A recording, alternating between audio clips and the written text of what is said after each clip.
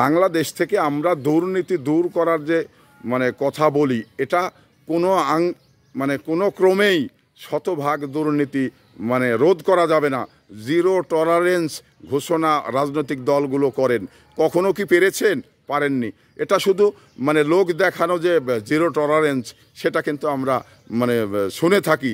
তো এখানে একটি জিনিস যেটা বড়, সেটা হলো যে আমরা আমাদের নিজের মানসিকতা যদি ভালো না করি, নিজে যদি দুর্নীতি থেকে বিরত না থাকি, তাহলে আপনি সারা বাংলাদেশে ঢাকঢোল পিটিয়ে এই দুর্নীতি বন্ধ করতে পারবেন না, এই লুটপাট বন্ধ করতে পারবেন না।